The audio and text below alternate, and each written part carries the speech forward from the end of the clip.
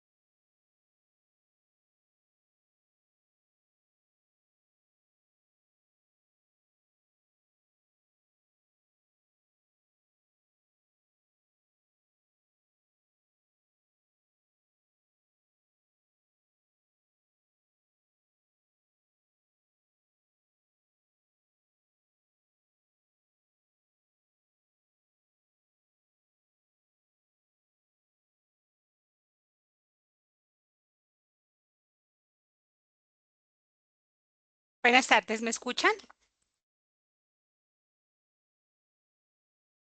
Buenas tardes, profe. Sí, Señora, señora. muchas gracias.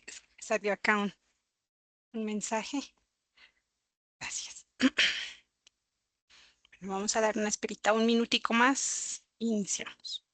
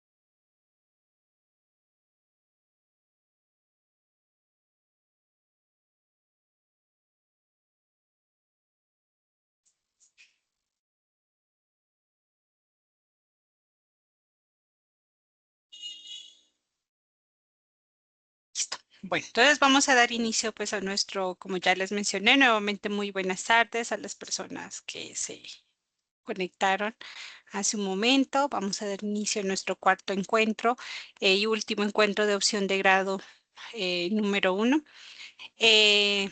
Agradecer pues por la comprensión que tuvieron por el paso de la tutoría. Tuve un accidente en mi mano y no, pues tuve un proceso de incapacidad. ¿Listo?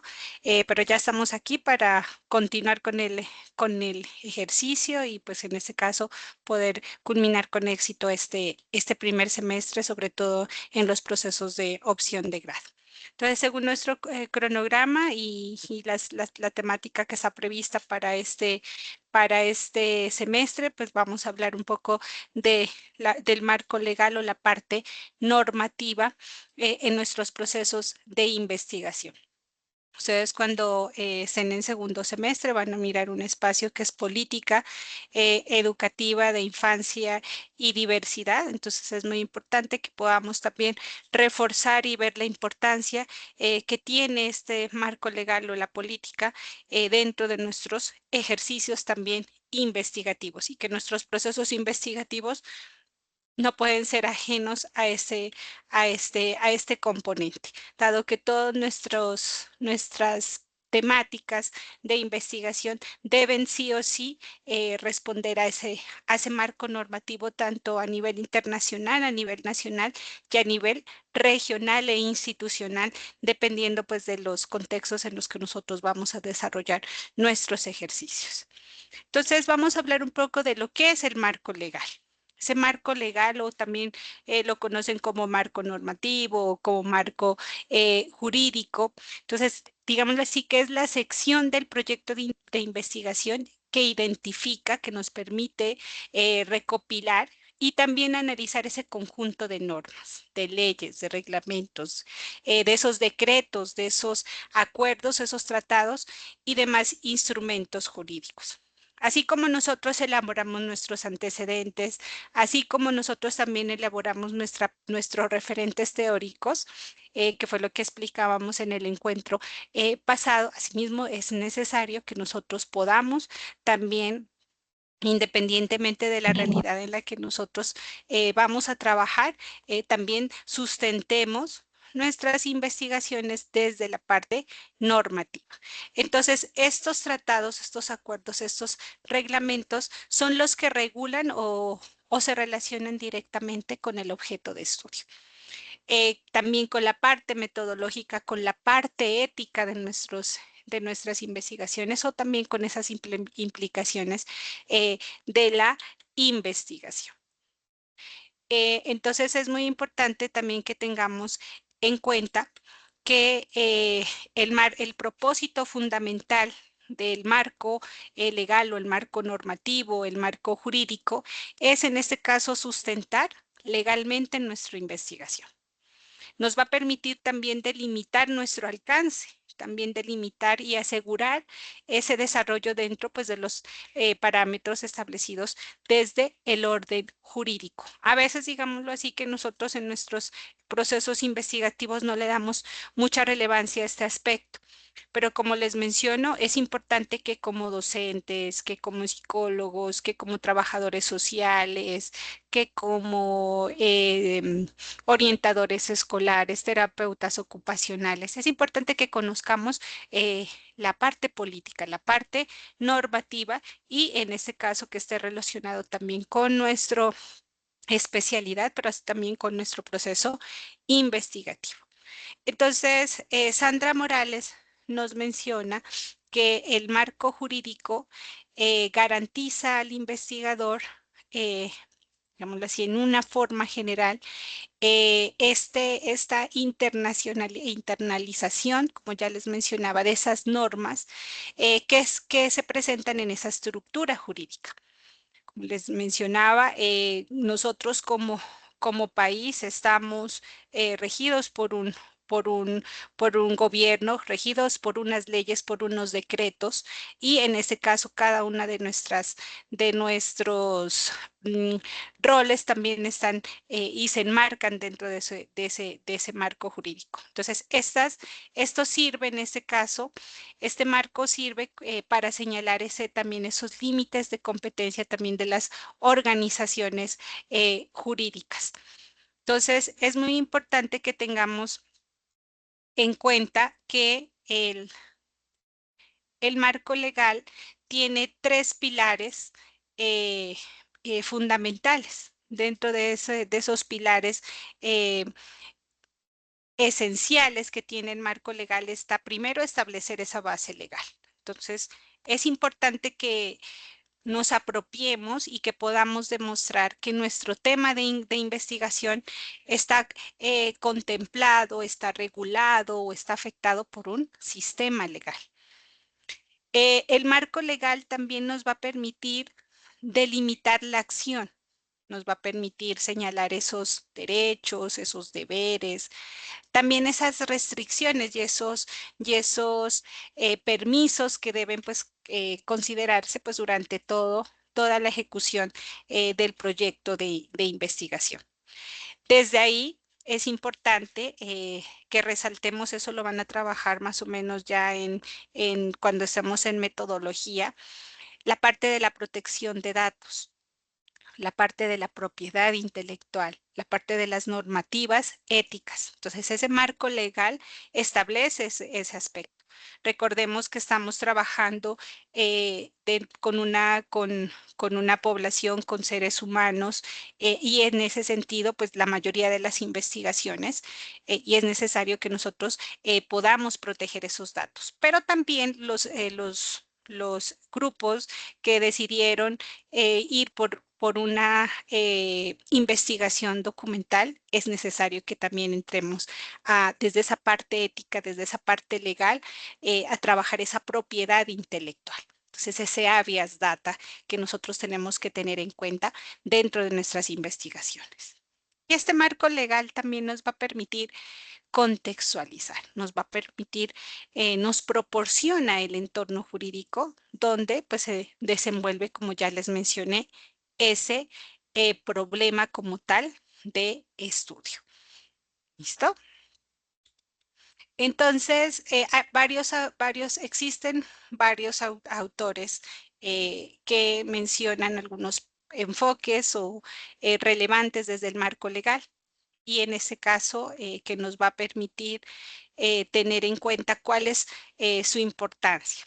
En ese caso, Sonia Morales nos habla un poco ya desde un enfoque jurídico, ¿no? Que en este caso destaca su función en esa en esa formación y el establecimiento como tal de límites. ¿Qué quiere decir? Que aquí garantiza que el investigador conozca el alcance de las organizaciones y las normativas que van a regular su campo de estudio. Entonces, en este caso tenemos organizaciones como la ONU, tenemos organizaciones con el mismo Ministerio de Educación, si vamos un poco a nivel nacional, que nos rige desde la parte de las secretarías de educación, qué normativa hay desde nuestro campo de estudio. Firias Arias, él nos habla desde un enfoque más metodológico. ¿Listo? Entonces, él habla que dentro del proceso metodológico de los proyectos de investigación se debe incluir esa necesidad de un sustento también a su vez teórico, conceptual, pero también a su vez legal. Entonces, en este caso, el marco legal se ve como ese subconjunto de ese acápite que nosotros tenemos desde nuestro marco teórico, desde esas bases también teóricas.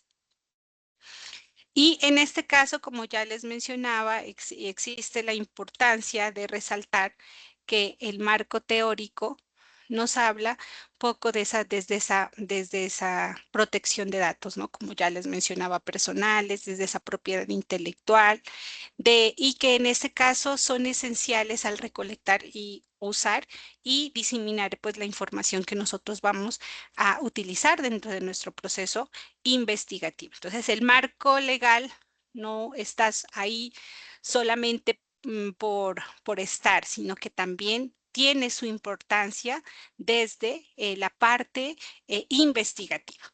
Como ya les mencionaba, existen eh, como tal autores o existen a veces que nosotros pensamos que el marco legal no es importante y sí es importante. En cualquiera de las, de las, de las tres realidades que hemos seleccionado es importante desde la misma investigación-acción, desde la misma investigación documental y hasta incluso desde la misma sistematización de experiencias. Si bien nosotros estamos sistematizando una experiencia que ya pasó, pero esa experiencia también debe estar sustentada desde un proceso también jurídico, desde esa misma institución, desde esa misma secretaría, desde esa misma comunidad.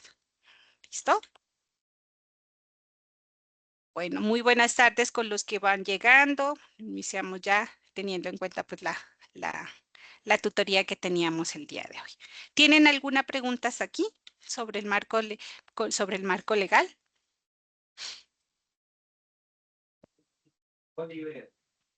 No, señor.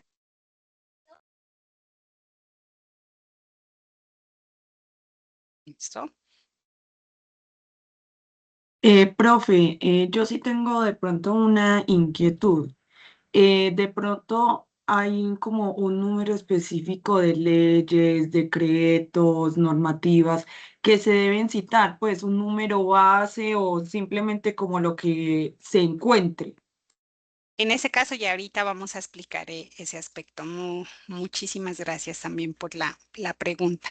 En ese caso ustedes tienen que entrar a revisar desde, desde la parte internacional, desde la parte nacional, desde la parte regional y desde la parte institucional. ¿Cuáles son esa normativa, en este caso, pertinente y que se ajuste a nuestro proceso investigativo? Entonces, digámoslo así, ahora les voy a dar, me tomé un poco de sacar qué articulados, de pronto, desde qué normativas ustedes pueden enmarcar ese marco legal. Pero en este caso, no es que podamos decir que sean unas 10, unas 5 o unas 15, no. En ese caso, ustedes son los que determinan cuál es la normativa que más se ajusta como tal a su proceso investigativo. Por ejemplo, a nivel internacional, pues nosotros en este caso, este nivel nos permite dar a conocer esos tratados, esos pactos, esas convenciones internacionales. Puede que para algunos temas lo haya, pero para otros no. Entonces, no, puede que para algunos utilicemos algunos tratados, algunos pactos y para otros no. Entonces, eso sí depende, como les menciono, de la temática y sobre todo desde lo que exista, ¿no? Y esta edad. ¿Listo? Pero no hay un número como tal, como tal exacto. Pues yo les podría decir entre unas 5 o unas 6 que sean muy pertinentes a su proceso investigativo. Pero si supongamos de pronto a nivel regional exista alguna, algún decreto o alguna ordenanza que es importante que dentro de nuestro ejercicio lo podamos trabajar, pues es importante que podamos incluirlo. Entonces, no, aquí sí no les voy a decir como en los antecedentes más o menos unos 10 a unos 12. No, aquí sí les dejo como tal a esa libertad que ustedes puedan filtrar y puedan en este caso seleccionar lo más pertinente a ese ejercicio. Entonces, existe una estructura del marco legal. ¿Listo? Es importante y se los menciono porque cuando nosotros hace un año que estuvimos en sustentaciones de la maestría, porque pues el semestre pasado y este semestre tuvimos la oportunidad de participar en el congreso, en un congreso internacional y en el simposio, los grupos de la maestría, entonces no tuvimos como tal esa experiencia de como docentes escuchar todas las sustentaciones y qué opinaban también los jurados, qué recomendaciones les dan. Entonces, desde hace un año que miraba algo que les solicitaban, ¿no? Los jurados. Entonces, cuénteme cuál es ese marco normativo internacional que sustenta su proceso investigativo. Como, por ejemplo, su tema de investigación, su problemática, atiende a los objetivos de desarrollo sostenible. Quiera o no, ustedes saben, hoy en día todos nuestros procesos también investigativos, nuestros procesos pedagógicos, estamos apuntando a esos objetivos de desarrollo sostenible. Entonces, son como esas preguntas que si bien podemos decir, no, bueno, en marco legal no, pero sí es necesario que nosotros entremos a revisar ese aspecto. Listo, entonces a nivel internacional vamos a encontrar, como ya les dije, esos tratados, esos pactos, esas convenciones como tal, internacionales. Y desde ahí pues encontramos esos tratados que van desde los derechos humanos, esos acuerdos de la UNESCO, los convenios de la OTI. Listo, lo que nos dice el Banco Mundial, lo que nos dice, pues en este caso para nosotros la UNICEF. Pero como ya les menciono, a nivel internacional tenemos que entrar a revisar.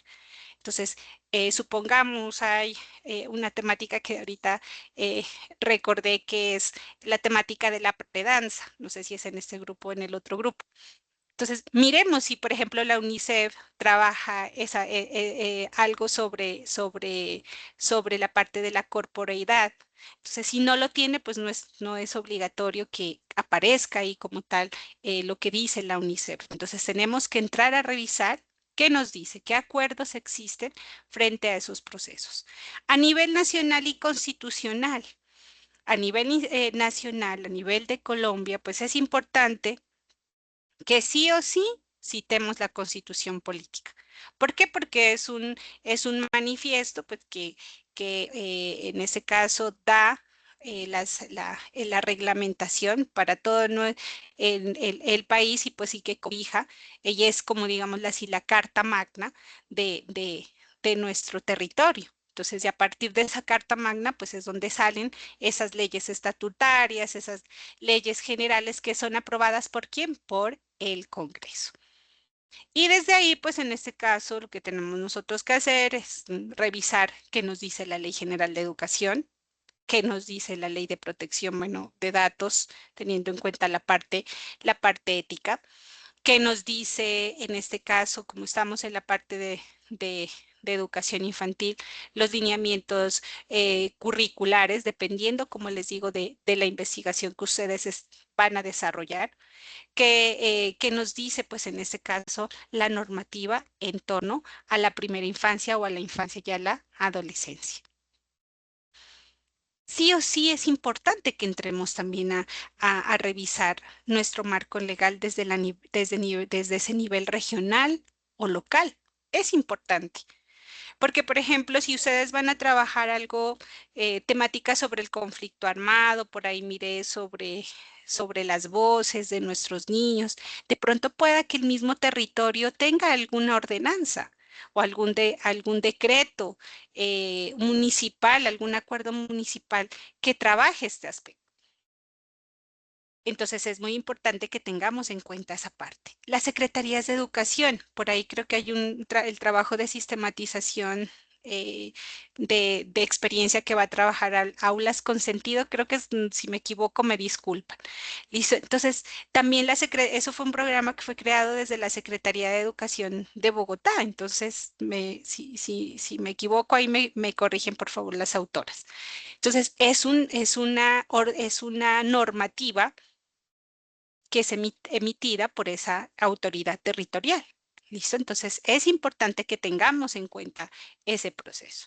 Entonces, si bien estoy haciendo una sistematización de experiencias, y, por ejemplo, hablo desde esta sistematización que van a hacer de aulas con sentido, algo así era el tema, no recuerdo muy bien, es importante que entremos a narrar, pues que eso también viene desde la misma Secretaría de Educación que está normatizado. ¿Listo? Entonces, aquí desde nivel regional, desde nivel local, pues encontramos esos decretos ministeriales, esas ordenanzas departamentales, esos acuerdos municipales, también esas resoluciones, como ya les menciono, que nos da las mismas secretarías de educación.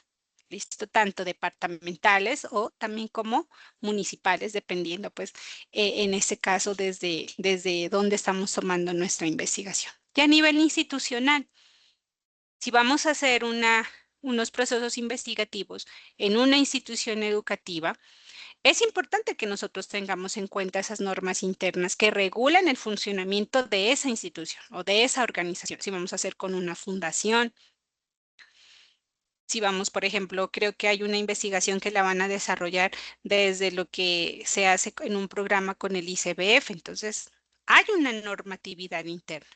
Entonces están los estatutos internos, los reglamentos institucionales.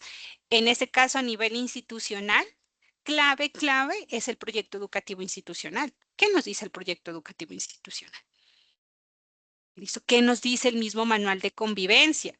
Van a trabajar procesos también de inclusión en las instituciones educativas. Tenemos también. Hay a veces que lo de inclusión lo están trabajando como proyectos transversales. Entonces, ¿qué nos plantea la institución? ¿Qué tiene la institución?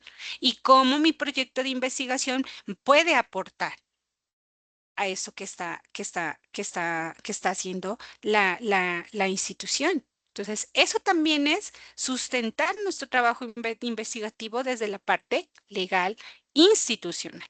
Por ejemplo, van a trabajar la parte del desarrollo socioemocional en algunas instituciones. Entonces, recordemos, desde hace un año, bueno, se está trabajando un poco esto. ¿Qué se tiene? ¿Qué tienen a la luz de la nueva reglamentación que existe? Entonces, es importante que tengamos en cuenta este aspecto. Entonces, eh, los principios de esta jerarquía normativa. Entonces, es importante que nosotros podamos tener en cuenta esa jerarquía de mayor jerarquía, la parte internacional, la parte nacional, constitucional, a menor jerarquía, la parte regional y la parte institucional. ¿Listo? Entonces esto fue pues tomado un poco desde la pirámide de Kelsen, ¿no? Listo, desde cómo él nos plantea este ejercicio. ¿Hasta aquí alguna duda frente a este esquema?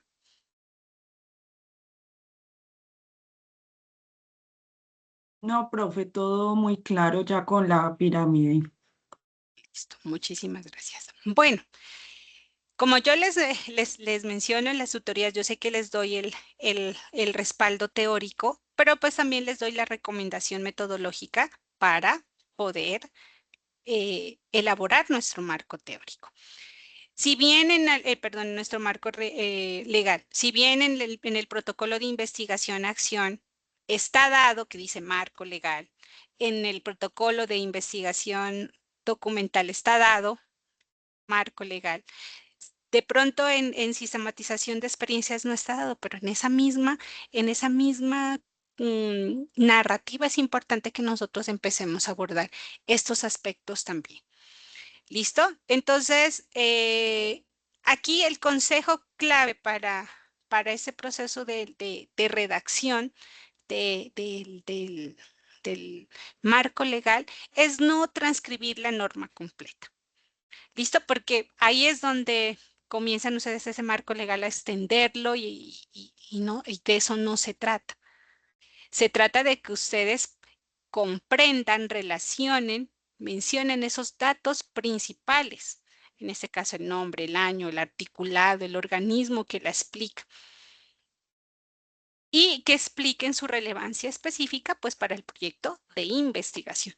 ¿Por qué tomó el Tratado de la ONU? ¿Por qué tomó el Objetivo de Desarrollo Sostenible? ¿Por qué tomó la Constitución? ¿Por qué tomó el artículo 67? ¿Por qué la Ley General? ¿Por qué tomó el proyecto educativo institucional? ¿Listo? Obviamente, pues tenemos en este caso que decir, bueno, el artículo 67, dar un parafraseo de lo que nos dice la norma. ¿Listo? No es cortar y pegar.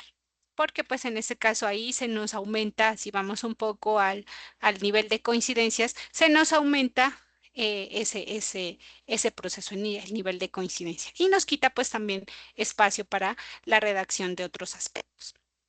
Entonces, como les menciono, es importante primero que podamos identificar el nombre y los datos de la norma.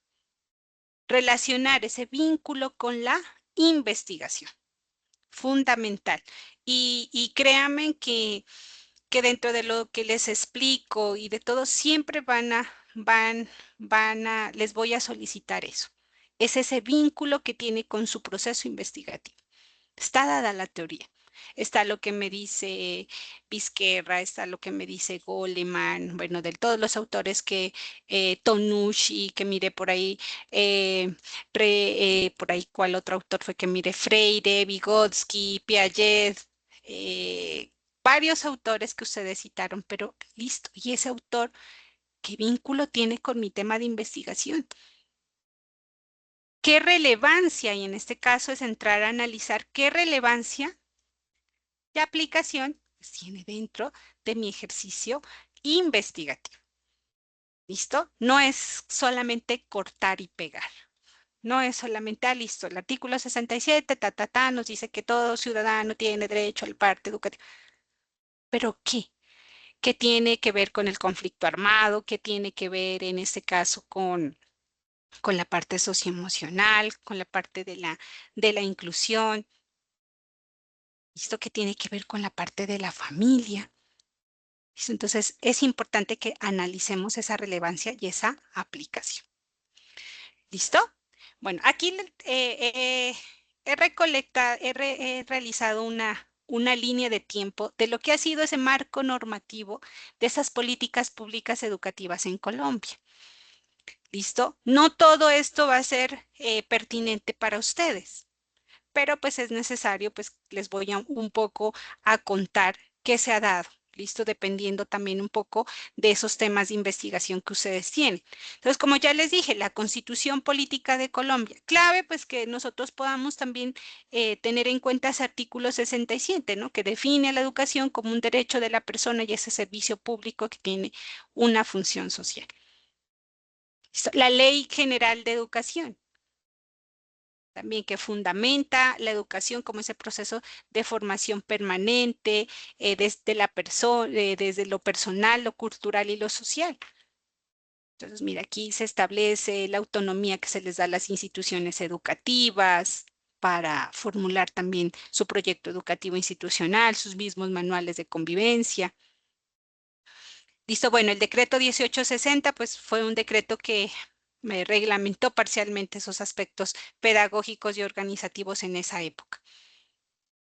El decreto 1743 en el 94, pues incluyó ese proyecto educativo ambiental para todos los niveles de educación formal. En el 98, ¿qué tenemos? Aquí sí, los lineamientos curriculares, ese punto de apoyo de orientación general frente al postulado de la ley que nos invita a entender el currículo. Entonces, en el 98 salieron los lineamientos curriculares, esas bases curriculares también para la educación infantil. En el 2001, bueno, esto es un poco para, se establece algunas normas técnicas curriculares pedagógicas para los niveles de preescolar, básica y media, bueno, que es un poco también después fue derogado. En el 2002, el decreto 230, sí, para que hagamos un poco de esa historia, deroga un poco del decreto 1860. En el 2006, los estándares básicos de competencias. Y en este caso se constituye en ese parámetro de lo que los niños, las niñas, los jóvenes deben saber y saber hacer para lograr el nivel de calidad esperado. ¿Listo? ¿Qué tenemos? Un poco también en el 2008 la guía de mejoramiento institucional que nos hace en esos procesos también de evaluación institucional. Importante si nosotros vamos a trabajar desde una institución educativa, ¿qué nos dicen los planes de mejoramiento? Por ejemplo, desde la parte socioemocional, desde la parte de la inclusión. Listo, el decreto 1290. en el 2009 que reglamenta como tal aquí, ya reglamenta toda la parte de la evaluación de los aprendizajes, esa promoción de los estudiantes del nivel de educación básica y media. Entonces también entrar a revisar qué plantea, supongo, este decreto también en torno a los procesos de inclusión. Aquí, en el 2013, la ley 1620. Esto sí vamos a trabajar todos esos procesos de convivencia escolar, la formación para el ejercicio de los derechos humanos, la educación sexual, la prevención y la mitigación de la violencia escolar. En el 2016 encontramos los DBA, que explican los aprendizajes estructurales para un grado y un área en particular. ¿Listo? Y aquí, para los que van a trabajar la parte de la diversidad, la inclusión, pues en el 2019 el decreto 1421, que aquí sí es la ley macro que regula la educación inclusiva y la atención educativa a la población de discapacidad. ¿Listo? En el 2019, un marco estratégico del Ministerio de Educación incluye el trabajo de los Objetivos de Desarrollo Sostenible desde el 2016 al 2026. En el 2022, para quienes de pronto van a trabajar con las familias, la ley 2025 habla sobre los lineamientos de la implementación de la escuela de padres y madres de familia y los cuidadores. Y más o menos en el 2022 la escuela abraza la verdad, pues un poco a grandes rasgos que podemos encontrar. ¿Qué encontramos desde la primera infancia? Entonces, no solamente como educadores infantiles, sino también como esos agentes sociales, comunitarios que trabajamos con las infancias. Debemos, en este caso, conocer esos referentes pedagógicos, curriculares que enmarcan la educación infantil, que enmarcan también la protección de nuestros niños, de nuestras niñas y de nuestros jóvenes, de nuestros adolescentes. Y aquí un poco, bueno, si allá les di una línea amplia del marco normativo a nivel nacional, aquí me falta, en el anterior año, bueno, este año ya se salieron unas nuevas bases curriculares para la educación infantil. Entonces, como les mencionaba, en el 98 salen los lineamientos curriculares. Nos hablan de esas dimensiones del desarrollo humano, la parte cognitiva, la parte corporal, la parte comunicativa, estética, ética, socioafectiva, miren, la parte espiritual. Entonces, aquí esta parte para los que van a trabajar la parte de la predanza, la parte de la parte socioafectiva, entonces es importante que tengamos en cuenta. Colombia, por la primera infancia, la política pública para los niños y niñas desde la gestación hasta los 6 años. La ley 1098, que es el Código de Infancia y Adolescencia. Aquí, pues, esta ley garantiza a los niños, a las niñas y sobre todo a los adolescentes, pues, su pleno y armonioso desarrollo. Existen unas resoluciones, el COMPES en el 2007, en su resolución 1064, habla sobre los lineamientos relacionados con el derecho a la educación a los niños y niñas vinculados a los programas de primera infancia. Pronto si alguien va, creo que hay una investigación que va a trabajar desde lo de ICBF. La ley 1295 que nos habla sobre la atención a los niños y niñas de la primera infancia de los sectores 1 y 2 y 3 del CISBE. En el 2012 se hace la construcción del lineamiento pedagógico de educación inicial nacional desde esas dimensiones, de esos dos pilares de la relación escuela, familia y el rol de maestro. En el 2014, pues sí, ya salen pues el documento número 19 que habla sobre la cualificación del talento humano que trabaja con la primera infancia. Por ahí alguien va a trabajar, un grupo va a trabajar lo que es la identidad del docente, del educador infantil. Entonces, entraremos a revisar este documento. El documento número 20, el sentido de la educación inicial. Los DBA que ya les había mencionado. La ley 1804, que es la política de Estado para el desarrollo integral como tal de la primera infancia de 0 a siempre y se dictan otras disposiciones. Y pues en el 2018 sale una política nacional de infancia y adolescencia que va hasta el 2030. Como les menciono, este año salen unas nuevas orientaciones para otras bases curriculares para el trabajo con las infancias. ¿Listo? Bueno, entonces, teniendo en cuenta lo que les he explicado, aquí, como les menciono, les di un marco general a nivel de Colombia y revisando las temáticas que ustedes tienen, eh, pues he sacado un poco cuáles son ese marco internacional que deben ustedes seleccionar. Ya entran ustedes también a revisar de pronto otro articulado. ¿Listo? Pero es muy importante que nosotros tengamos en cuenta a nivel internacional estos aspectos. Primero, la Declaración Universal. En 1948, en el artículo 26, consagra el derecho a la educación orientada al pleno desarrollo de la personalidad humana. Entonces, es importante que nosotros tengamos en cuenta esta reglamentación. La Convención de los Derechos del Niño en 1989. En sus artículos 2 y 13 consagra pues el derecho del niño a expresar su opinión libremente y a la libertad de expresión. En el artículo 31 un poco respalda sobre todo esos proyectos del juego, del derecho al descanso, al esparcimiento, a esas actividades recreativas y como tal, culturales.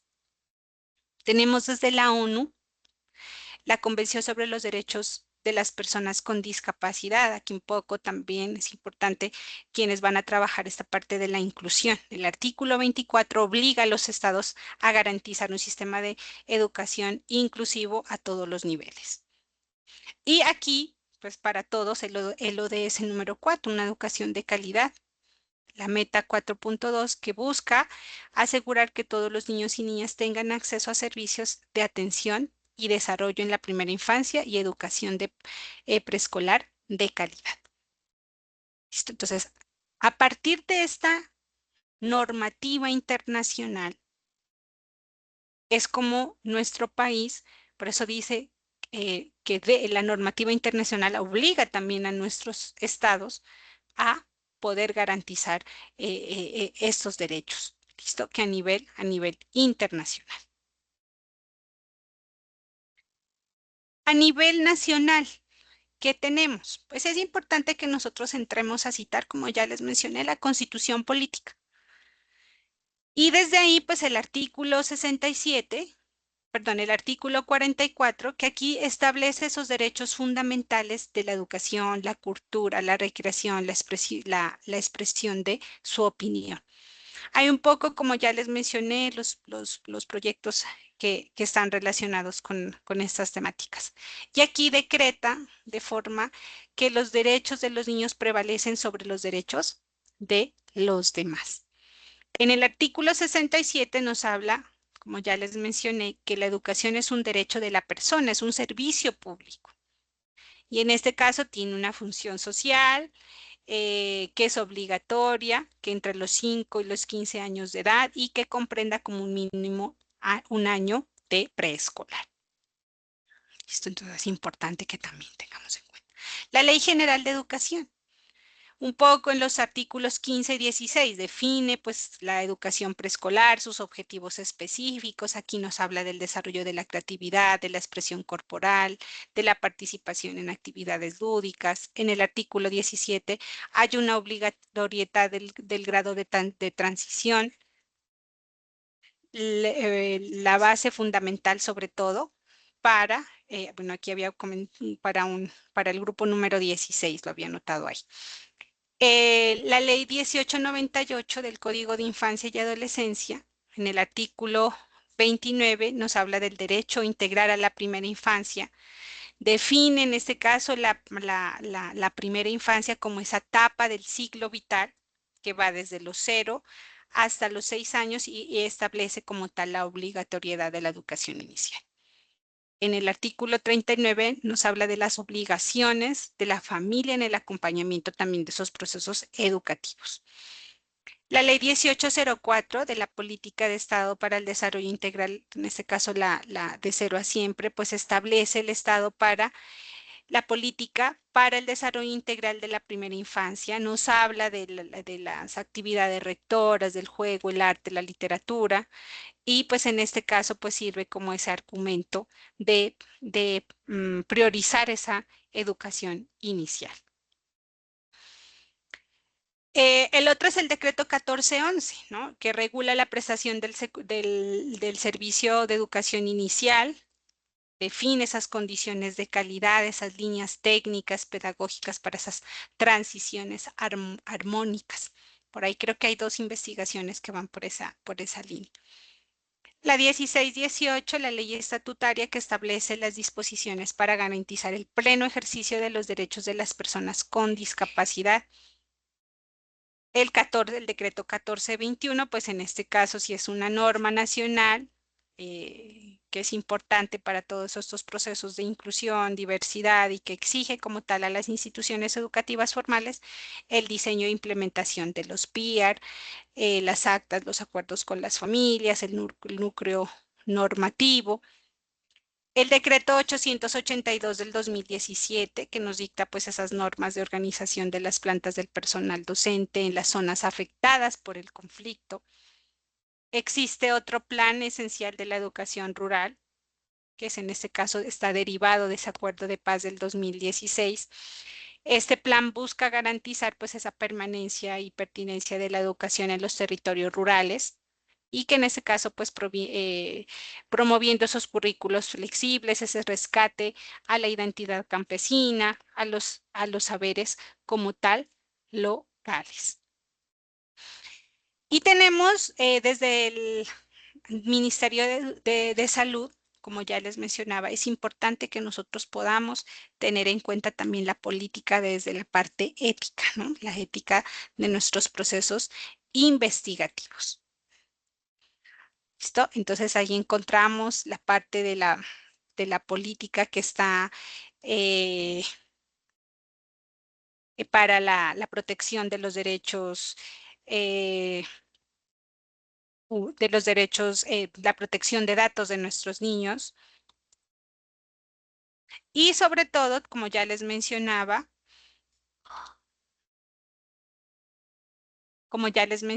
pues la parte de la protección intelectual también. Esto, si bien ustedes lo van a trabajar poco y lo vamos, la maestría tiene la maestría no es la universidad desde la parte de investigación tiene toda esta parte de protección de los datos, teniendo en cuenta que nosotros estamos desarrollando dentro de nuestros ejercicios investigativos, talleres, cartografías, entrevistas directas con los niños y se clasifican como una investigación con riesgo, a veces mínimo o mayor. Entonces exige como tal en el artículo 25 y 26 un consentimiento informado, un asentimiento informal. Y como ya les dije, la ley estatutaria 1581 del 2012, que nos habla de la protección de los datos personales, y el habeas data. Aquí este habeas data también la maestría tiene diseñado un formato para los que van a hacer investigación documental que trabaja ese aspecto. También tenemos actualmente la parte de la educación socioemocional en Colombia, ¿no? La ley 2491 que salió el año pasado. Entonces, esta establece pues todos esos, por parte del Ministerio de Educación Nacional, pues la inclusión de ese componente socioemocional en los proyectos educativos institucionales. ¿Listo? Y en este año pues salieron ya también esos mismos lineamientos. Los lineamientos pues para trabajar la parte de este proceso. Igualmente, la ley 2383 también nos habla sobre el marco, ¿no? De la educación socioemocional, que debemos tener en cuenta ese conjunto de competencias cognitivas, socioemocionales, esa parte de los comportamientos que deben favorecer el bienestar de del niño y pues de sí mismos y de los demás. ¿Listo? Como ya les mencioné, pues también esos lineamientos curriculares que nos hablan de la formación ciudadana, ese desarrollo socioemocional en educación inicial, básica y media. Estos lineamientos creo que ya salieron, esta primera versión salió en febrero del 2026, entonces en el 2024, en el 2025 salió ya la ley, pero en febrero 2026 salieron estos fundamentos. Entonces, para las personas, para los grupos que van a trabajar este tema, es importante que lo abordemos. ¿Listo? Entonces, hasta aquí un poco rescatando las temáticas pues, que ustedes tienen. Ya entran ustedes a revisar desde el problema, cómo también ustedes lo quieren abordar. Y pues a nivel institucional o a nivel regional, no, pues no, aquí no le saqué porque ya depende de cada región, depende también de lo que se tiene. ¿Listo? ¿Preguntas hasta aquí? Claro, ¿alguna pregunta sobre el marco?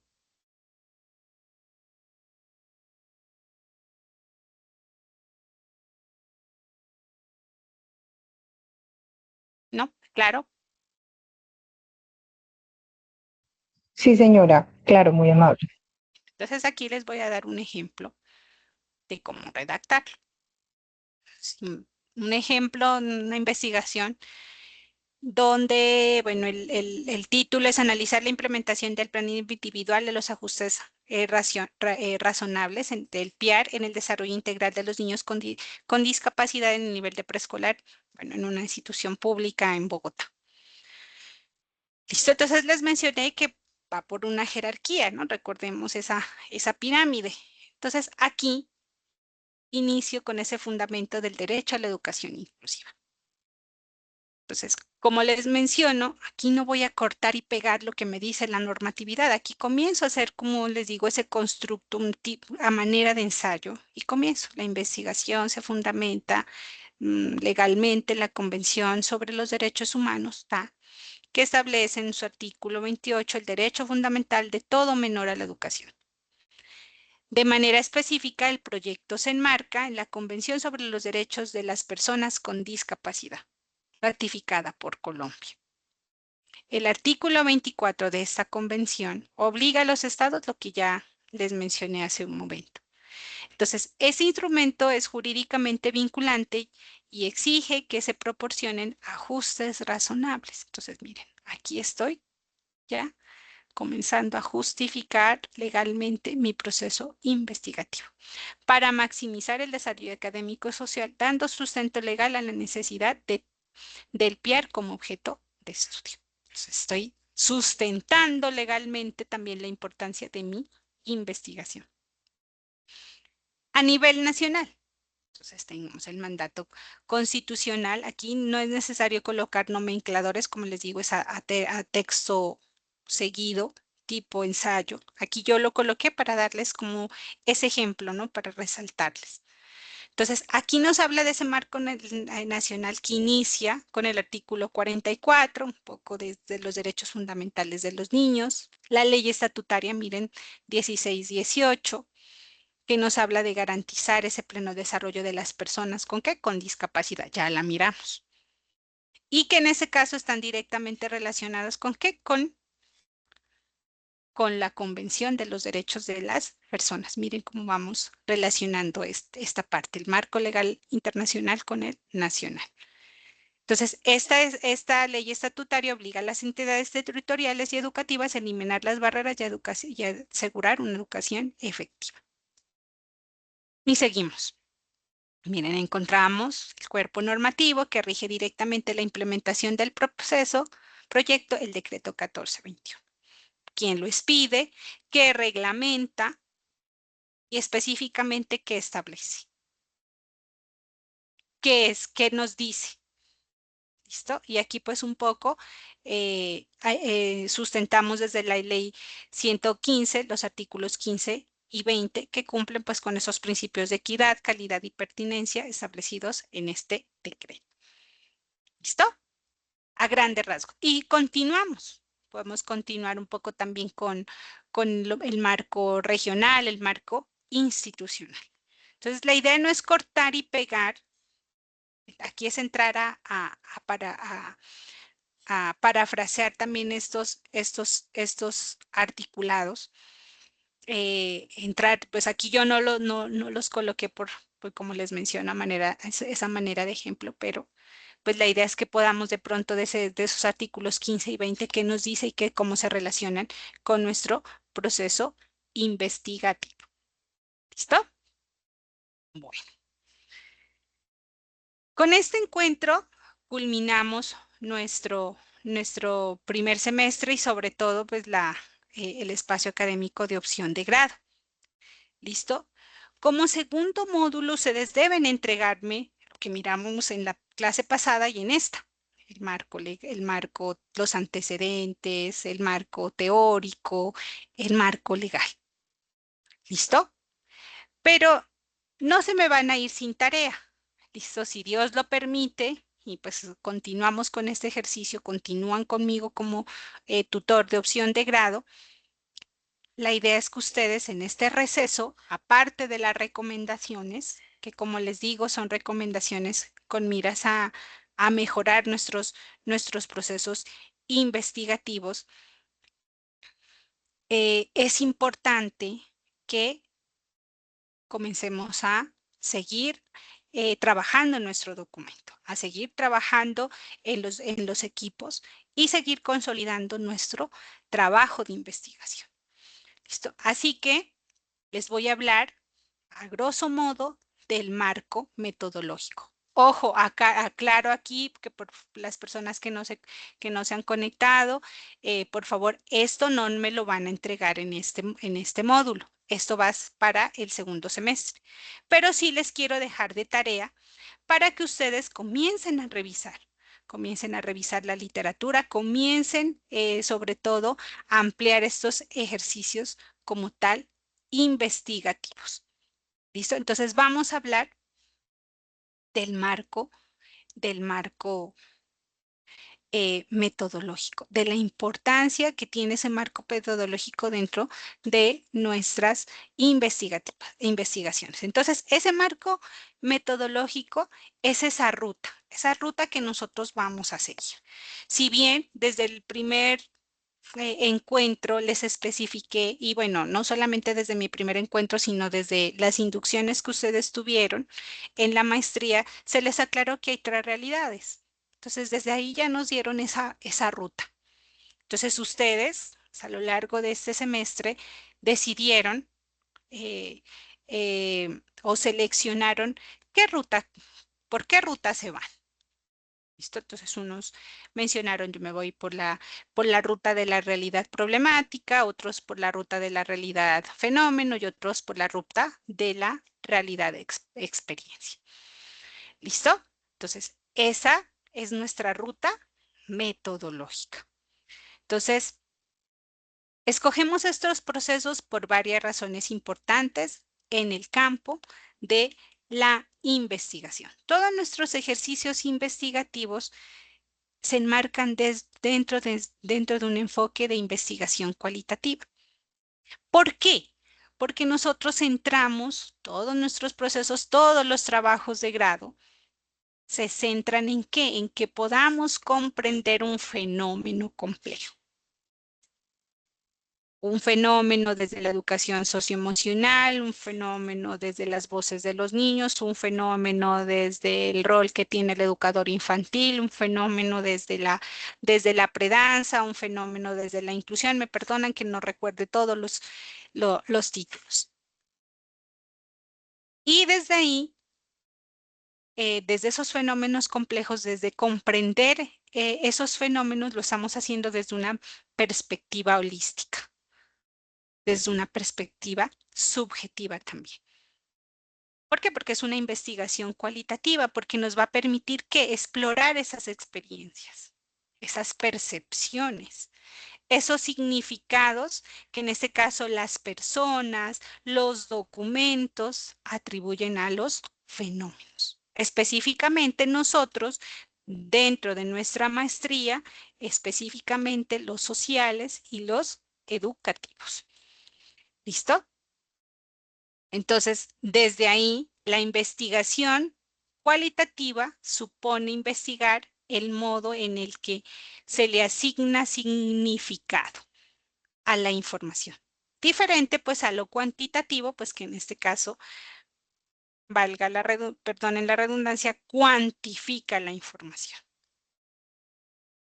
Entonces, no estudia la realidad misma, sino cómo ésta se construye desde ese punto de vista, como ya les mencioné, de las personas participantes del estudio, si es en investigación, acción o sistematización de experiencias, o también vista desde los documentos que ustedes van a estudiar. Y desde ahí tenemos las siguientes rutas de investigación. La investigación-acción pedagógica, la ruta sistematización de experiencias y la ruta investigación documental.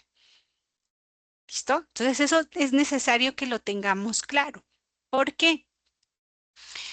Y fui muy insistente en la retroalimentación que les di, que por favor entremos a revisar el protocolo desde la realidad que nosotros vamos a investigar. ¿Listo? No es que sea exigencia mía. Ustedes saben, es una exigencia de la maestría, es una exigencia institucional. Entonces, están dados unos protocolos desde la maestría, desde el comité de investigación, que están avalados también por la Facultad de Educación, y que en ese sentido, pues tenemos que entrar a revisar. ¿Por qué? Porque ese es el documento, es ese protocolo que posteriormente va a pasar a nuestros jurados del proceso investigativo y a nosotros como jurados que nos dan. Nos dan, miren, este es el protocolo, esto es lo que debe entrar a revisar. Entonces, es necesario, recordemos que estaba en la primera actividad, decía ahí, protocolos de investigación. Encontré varios documentos que no estaban en los protocolos. ¿Listo? Tienen muy buena información. Tienen muy buenos argumentos. Pero entremos, en este caso, a organizarlos desde los protocolos. ¿Listo? Entonces, en la sistematización de experiencias hay un protocolo. Ese sigue unos momentos. Entonces, entremos a ubicar esos excelentes argumentos que ustedes tienen dentro del protocolo. ¿Listo? Lo mismo en investigación-acción. Y aquí encontré ahí como no se sabía si era sistematización de experiencias, investigación-acción. Entonces, entremos a revisar si la experiencia que yo voy a sistematizar ya pasó. O si no está, no puedo enmarcar. Si no ha pasado esa experiencia, esa sistematización no ha pasado, entonces esa experiencia no se ha dado, entonces no es sistematización de experiencias. Se convierte en una investigación-acción. Las dos se relacionan, pero la una es que ustedes reconstruyen lo que ha pasado y la otra es lo que ustedes van a desarrollar durante el proceso investigativo. ¿Listo? Y desde ahí les quiero un poco hablar desde cada una de, de, de estas investigaciones. ¿Listo? Entonces, si bien estos métodos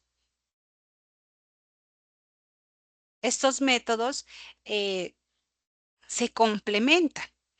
Si bien la investigación documental nos permite recopilar, analizar información existente sobre un tema, desde unos documentos, desde esa base teórica sólida, nos ayuda a identificar esos vacíos en el conocimiento. Y es desde ahí donde yo les resalto la importancia de redactar nuestros objetivos teniendo en cuenta nuestras rutas de investigación. La investigación-acción pues combina la investigación con la práctica para resolver esos problemas reales. Involucra activamente a los participantes en ese proceso de investigación. No les digo, esta también se complementa con la sistematización de experiencias, pero la sistematización de experiencias nos permite reflexionar críticamente sobre experiencias prácticas que ya pasaron, generar nuevo conocimiento a partir de esa experiencia que pasó. ¿Listo? Entonces, la investigación documental. ¿Qué es la investigación documental? Entonces, esta investigación documental se basa en esa recopilación y en ese análisis de esas fuentes escritas existentes. ¿Listo? Entonces, ya habíamos hablado cuando en el segundo, en el encuentro pasado, en el tercer encuentro, la importancia de utilizar esas fuentes primarias y secundarias como los libros, los artículos y los informes dentro de este tipo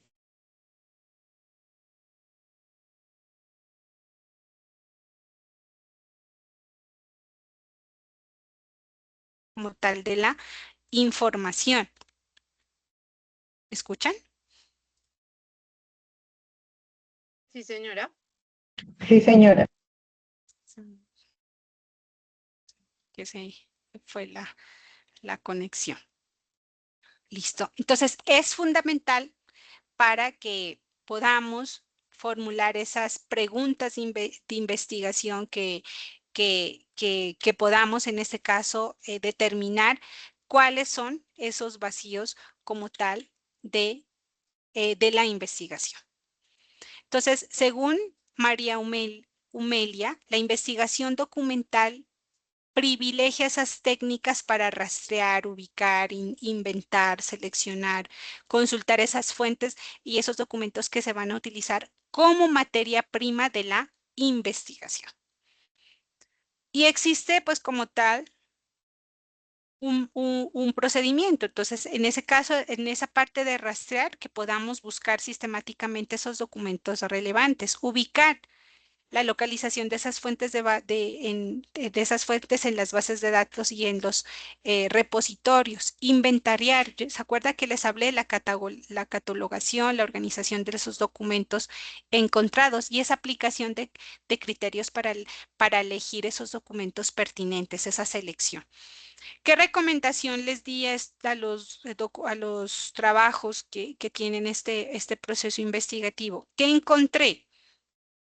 No están delimitando si es en Colombia, si es en algún departamento, si es a nivel latinoamericano, que también encontré. Les falta seleccionar y lo que les mencionaba, delimitar el rango del periodo que ustedes van a entrar a hacer ese rastreo. ¿Listo? Son 7 años, son 10 años, 7, 5 años. ¿Listo? Entonces es importante que entremos a seleccionar este aspecto. ¿Cuál es el procedimiento de esa investigación documental? Esos criterios también que nosotros tenemos que tener en cuenta para esa selección de los documentos. Importante que podamos localizar esos documentos, como ya les mencioné, de artículos científicos, libros, capítulos de libro, que podamos utilizar esa combinación de palabras esenciales y complementarias que les mencionaba la vez pasada. Determinar un rango, ya les mencioné, de tiempo amplio de búsqueda. Y en este caso, este nos va a permitir definir esa relevancia y también esa disposición de los documentos. Y que nos va a permitir integrar el análisis, ¿no? Que se abordará desde las diferentes categorías del estudio. ¿Cuál es en este caso, está la estrategia metodológica que se debe utilizar para este proceso investigativo desde la revisión o la investigación documental? Entonces, primero es importante que tengamos en cuenta el contexto del proyecto de investigación, donde ustedes describan esos elementos contextuales, teóricos y metodológicos. ¿Listo? En esta realidad, ustedes este contexto del proyecto pues lo dan a conocer en la introducción. Pero recuerden lo que les mencioné. Por favor, si no asisten a la tutoría, revisen la grabación. Esta introducción se hace de manera seguida, texto seguido, fluido, redacción, una redacción tipo ensayo. ¿Listo? Aquí no van nomencladores. ¿Listo? Posteriormente van los referentes conceptuales, procedimentales, luego la metodología, luego va el proceso, pues en este caso de análisis de la información, finalmente como tal las conclusiones. Entonces, es muy importante, como les menciono, que se haga un proceso de revisión documental organizado. Y es desde ahí que es importante que entremos desde ese proceso investigativo a estructurar dos fases importantes. La primera, que es la heurística, que nos va a permitir incluir en este protocolo esa búsqueda de esa información, de esa revisión de las fuentes de información y sobre todo ese diseño de los instrumentos de recolección. Y posteriormente esa fase de la hermenéutica o del análisis e interpretación que nos va a permitir, en este caso, hacer esa gestión documental, esa estructuración conceptual previa, esa creación de esas categorías principales, esa segmentación como tal de la información automatizada y esa identificación de las categorías emergentes y ese mapeo de esas conexiones. Y en este caso es muy importante, como ya les menciono, entremos a definir ese proceso, esa definición del tema y los objetivos, esa búsqueda de selección, esa organización y análisis y esa síntesis y esa evaluación. Entonces, recordemos que existe un protocolo, ¿listo? Un protocolo que está dado desde la maestría. Entonces, es importante que ustedes entren a revisar ese protocolo y puedan estructurarlo.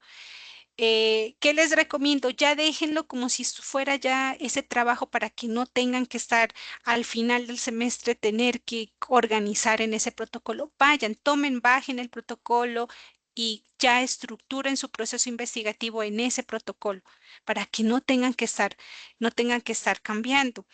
¿Qué tiene ese protocolo? Pues tiene el título que encontré también. En las portadas no habían los títulos de la investigación. Entonces, como yo les mencioné la vez pasada, o sea, aquí es el protocolo y ya es como si fuera su trabajo de grado. ¿Listo? Entonces, coloquémosle un título sugestivo. Algunos les di algunas recomendaciones. Habían unos títulos muy extensos. Eh, Revisen la rúbrica, ¿no? La rúbrica decía más o menos entre 12 a 15 palabras, habían unos títulos de 30 palabras, muy, muy, muy pedagógicos. ¿Listo? Ya dentro de nuestro documento, pues ya entramos a abordar mucho más ese tema. El resumen, las palabras clave, la introducción. En la introducción ya les mencioné que va en este caso toda la contextualización de la problemática desde una revisión documental. Entonces ya les había mencionado, aquí va, ¿qué va? Aquí va un poco el planteamiento del problema, va la pregunta de investigación, los objetivos, va la misma justificación. Posteriormente van los marcos referenciales. En este caso aquí van a haber dos secciones. La primera sección es los conceptos claves y la revisión de literatura y la segunda es el marco legal. La metodología, el análisis de los resultados, las conclusiones y las referencias. Este protocolo no tiene como máximo nos habían dicho 40, más o menos solicitando, se amplió más o menos a unas 50 páginas. Entonces es muy importante que entremos a hacer ese resumen. Aquí ya desde este análisis, desde esta investigación documental, es necesario que nosotros tengamos en cuenta que este proceso no es lineal. En este caso es cíclico también, porque estamos en un proceso de búsqueda, de análisis, de síntesis y en este caso de profundización del tema. Entonces, la revisión documental o la investigación documental proporciona una base sólida que nos ayuda a contextualizar, a identificar esos vacíos en el conocimiento y en este caso también fundamentar esas decisiones existentes.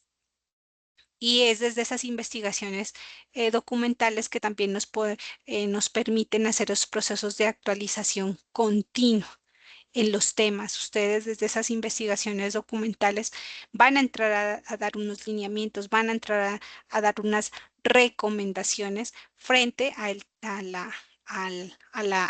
tema que ustedes van a abordar. ¿Para quién? Para que lo trabajen de pronto los padres de familia, para que lo trabajen los docentes, los cuidadores, ¿listo? El personal que trabaja con la educación infantil. ¿Listo?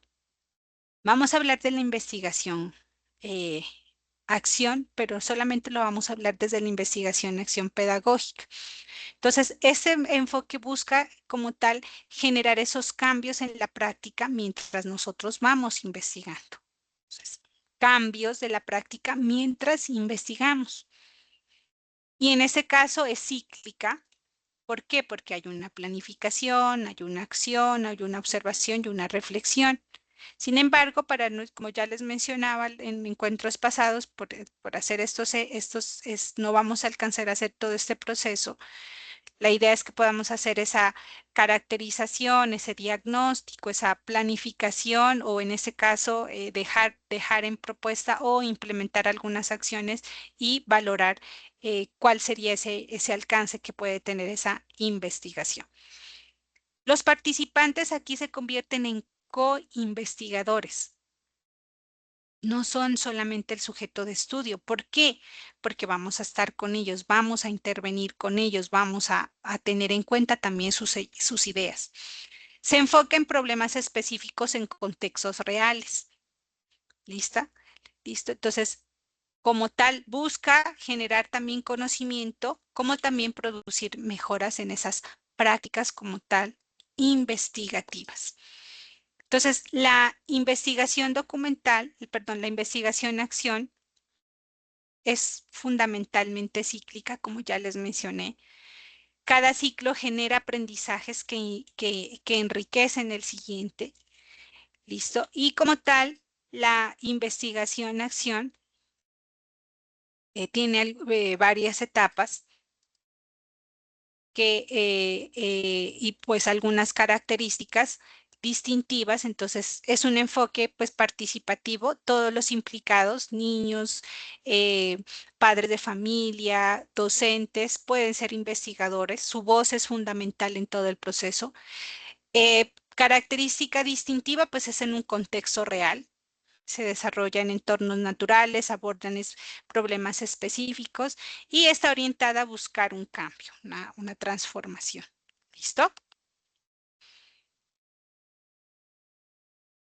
Las etapas, como les mencioné. Entonces, existen unas etapas.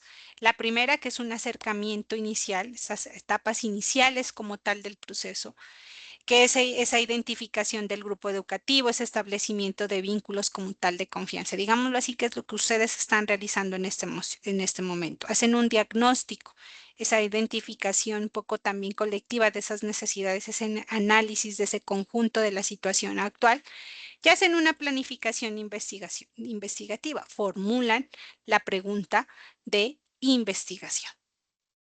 Posteriormente se hace esa recolección y ese análisis de los datos.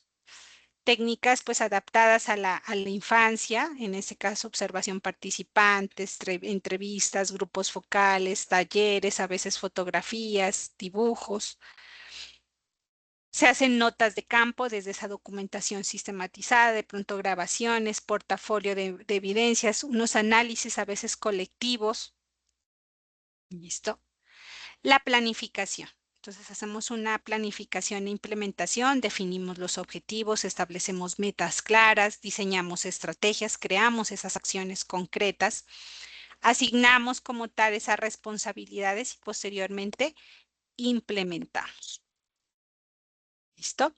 La evaluación y la reflexión es una reflexión continua, es participativa, nos permite identificar aprendizajes, pero aquí en este caso, como yo les mencioné, nosotros no vamos a hacer esa planificación de esos nuevos ciclos.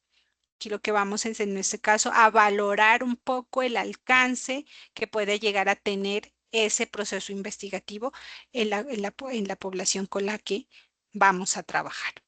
El protocolo, igual, este protocolo máximo son 80 páginas. Tiene título, resumen, palabras claves, introducción, descripción general del proyecto, fundamento de la investigación, marco metodológico, resultados, conclusiones, referencias y anexos. ¿Listo? Entonces, ese es el protocolo para quienes van a trabajar esta realidad. La sistematización de experiencias. Entonces, la sistematización de experiencias, este método reflexiona críticamente sobre experiencias prácticas para generar conocimiento. Y aquí sí es importante, nuevamente les resalto para quienes se van por esta realidad. ¿Listo? Aquí ustedes van a entrar a reconstruir y ordenar lo ocurrido en una experiencia. ¿Listo? Entonces, no vamos, en este caso, ustedes van a hacer ahorita y van a sistematizar. No, no van a alcanzar. Es algo que ya pasó, ya ocurrió. Por eso dice reconstruir, ordenar lo ocurrido en la experiencia. Entonces, nos permite interpretar críticamente lo sucedido para extraer esos aprendizajes, para producir conocimientos, para producir aprendizajes significativos desde esa experiencia. Compartir, difundir esos aprendizajes generados. ¿Listo? También es un proceso ordenado. También se hace de manera colectiva, también hay esa difusión de esos saberes. Tenemos dos autores bases que hemos tomado desde la maestría. Tenemos a Oscar Jara, que nos habla desde, pues en este caso, él es un educador popular peruano, costarricense, y él define a la sistematización de experiencias como un proceso de reflexión e interpretación crítica sobre la práctica y desde la práctica. Y él nos habla desde 5 momentos. El punto de partida. Entonces, aquí él nos habla en el punto de partida de haber participado en la experiencia, tener registros de la experiencia. Nos habla de las preguntas iniciales, ¿por qué queremos sistematizar? Que en esa ¿por qué queremos sistematizar? Nos habla de definir el objetivo de nuestra sistematización. ¿Qué experiencia o experiencias queremos sistematizar? Delimitar el objeto. ¿Qué aspectos centrales nos interesan? Precisar el eje de la sistematización. Nos habla en este caso de la tercera fase, que es la recuperación del proceso vivido. Por eso les digo que la sistematización de experiencias es de algo que ya pasó. Y en esa recuperación del proceso vivido es reconstruir la historia, ordenar, clasificar la información.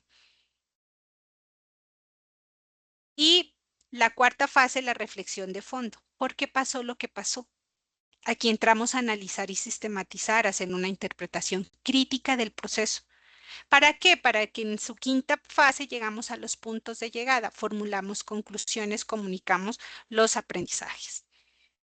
¿Listo? Entonces, esas son las fases que nos presenta Jara. El documento, el protocolo que tenemos es, digámoslo así, que se tomó algunos aspectos de lo que plantea Oscar Jara.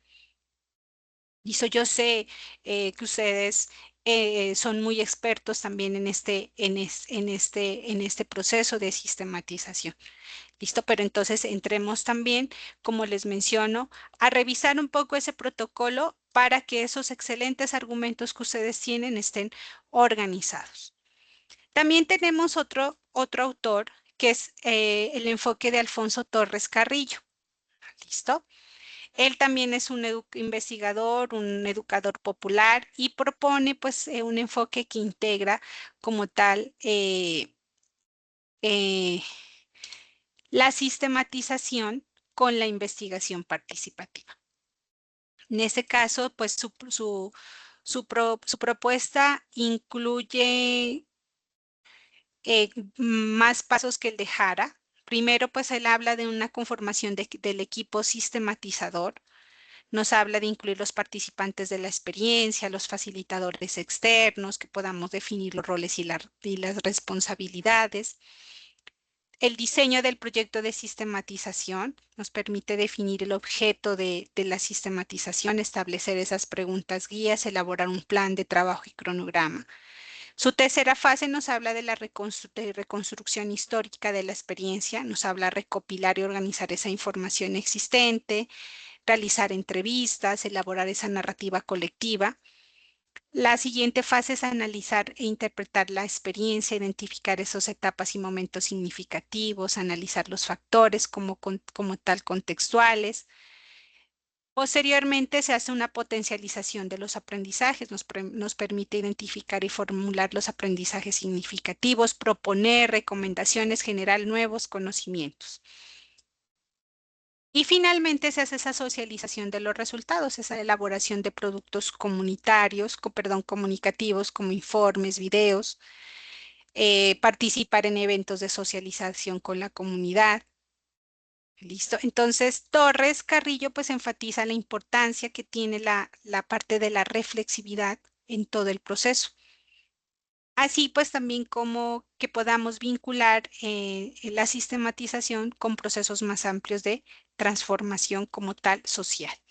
También el protocolo, o sea, el protocolo se tomó desde estos dos autores y como les digo, todo está enmarcado desde una experiencia que pasó, una experiencia que se trata de reconstruir.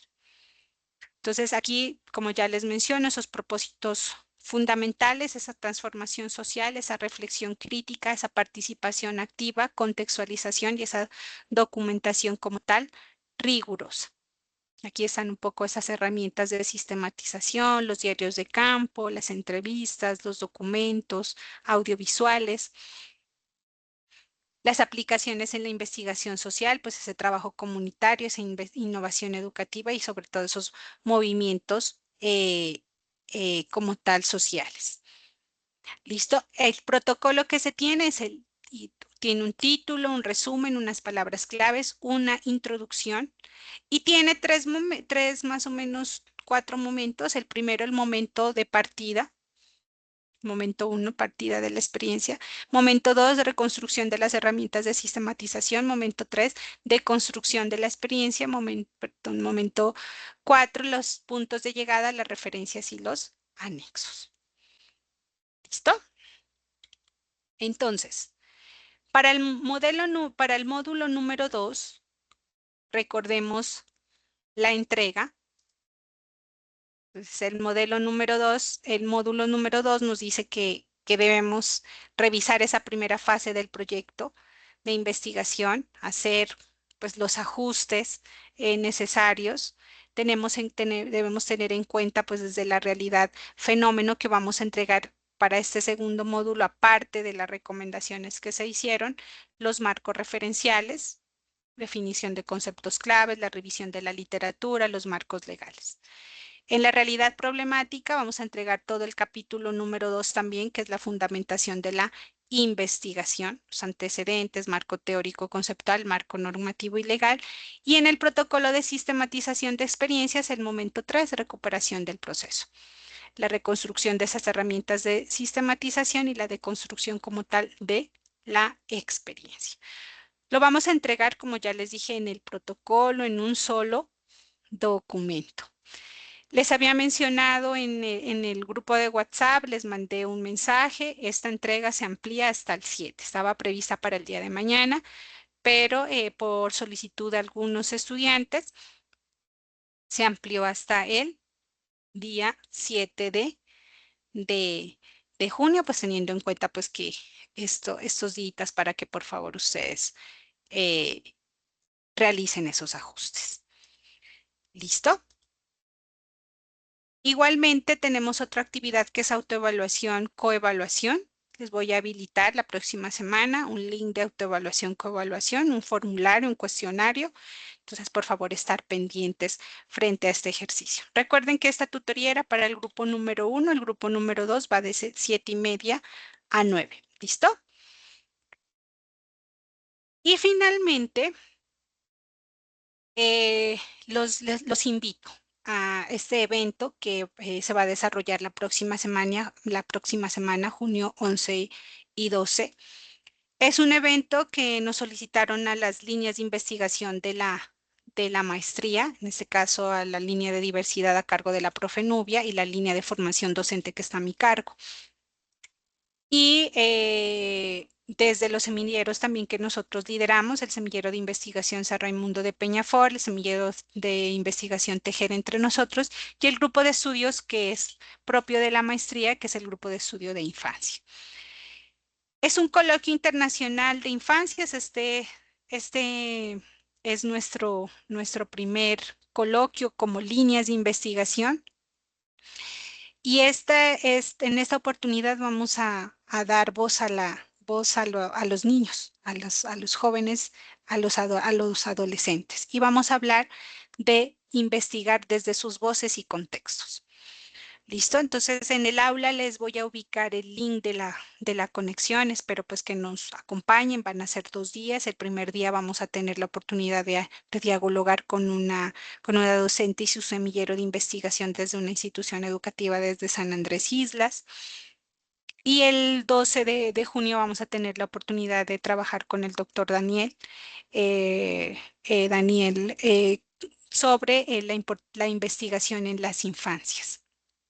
¿Listo? Y posteriormente vamos a hacer unas mesas de trabajo desde unas sustentaciones de trabajo de grado de la licenciatura y de la maestría. Y pues espero pues que nos acompañen. De mi parte, muchísimas gracias. Aprendí a conocerlos a partir de esas asesorías complementarias y también a partir de sus escritos. Como les digo, se nota de la preparación pues, que ustedes también tienen, desde esa formación, desde cada una de sus disciplinas. Nuevamente les resalto que no le demos tanta importancia a la calificación. Tratemos en este caso de ver la retroalimentación que les hago en pro de mejorar nuestros ejercicios investigativos. No se trata de mi parte de descalificar lo que están haciendo. Todos los temas son susceptibles de ser investigados y valoro los argumentos que ustedes tienen, pero es importante que nosotros también entremos a reforzar desde los teóricos, desde la parte normativa y desde pues también los lineamientos que se tienen desde la maestría. Igualmente les solicito que por favor puedan evaluar mi proceso investigativo. En el SAC, en la parte izquierda, van a encontrar un link que dice evaluación docente, van a seleccionar opción de grado, ahí van a encontrar, creo que me encuentran mi foto. Para mí es importante saber cómo me valora para poder seguir mejorando como docente. Como les menciono, la evaluación no la veo como sancionatoria, la veo como un proceso de seguir mejorando y cualificándome como maestra. De mi parte, nuevamente agradecerles y pues doy por terminada nuestra tutoría y les deseo éxitos pues en esta culminación de este semestre. ¿Listo? Muchas gracias, profe. Muchas gracias. Gracias, profe, por todo. Gracias, Profe, muy amable. Gracias, profe. Buenas Muchas noches. gracias, profe. Los del Fue grupo los de 2 ya las les... 7:30, nos quedamos en este mismo link. Profe, No, muchas en el aula gracias. tienen otro link, ahorita se los comparto en el WhatsApp. ¿Listo? Ok, Ya les porque comparto aquí. ese era el que me aparecía de 7:30, entonces yo por eso ingresé. A ver, dame un ratico. Aquí lo dejé Yo ahí mismo, también, ¿no? profe, lo mismo. Yo también ingresé, profe, con el que está en el aula. A ver, dame un ratico.